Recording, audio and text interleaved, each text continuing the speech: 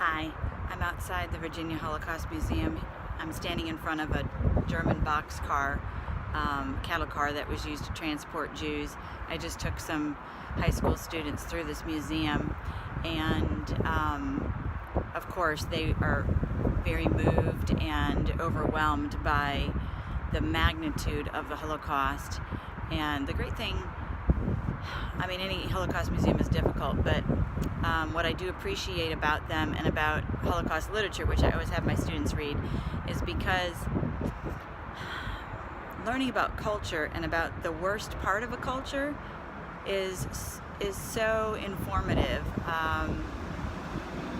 It's a good experience to think through how base human nature is, what life is like when somebody is completely overtaken by evil and the desire to do harm to other people. And it's very impactful to see the progression that evil takes. And so the museum itself takes you through the beginning, the 1930s, and the rise of Nazism in Germany, and follows the Jewish experience through to the establishment of the Israel state in 1948, to the Nuremberg trials, and ending with rooms of remembrance where people can process and read and watch stories of survivors. We have a large Jewish community here in Richmond.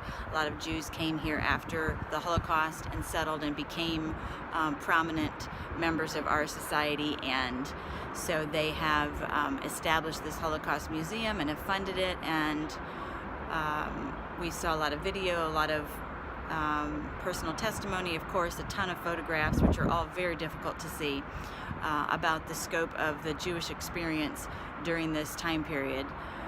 And I think cultural experiences like these are change makers in the way that we see social justice, the way that we see religion, the way that we see faith, and how people lose their faith during trauma and tragedy, and the way that other people grow in their faith, and the amount of good that can come out of an evil time period, I think, is, to me, very redemptive, and of course speaks of the redemption and the restoration that can happen through Christ. But the human spirit surviving is certainly worth the time and energy to study and learn about the things that happen in our cultures when everything gets out of balance. So I highly encourage you to do something of this nature. We have a Holocaust Museum in DC close by, which is phenomenal. This one is much smaller, but it does a great job of portraying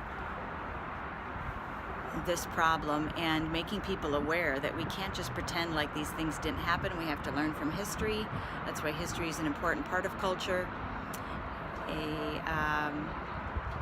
And so as a teacher, the Holocaust is always an important part of my teaching experience. We read literature, we talk through it, we talk through the cultural norms of the day and how this kind of thing is still happening even in our country, how Nazism is on the rise, how prejudice and bigotry and fear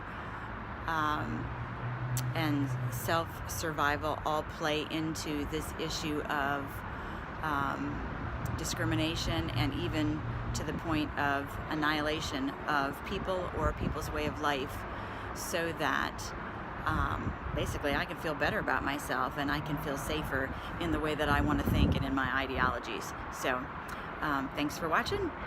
Have a great day.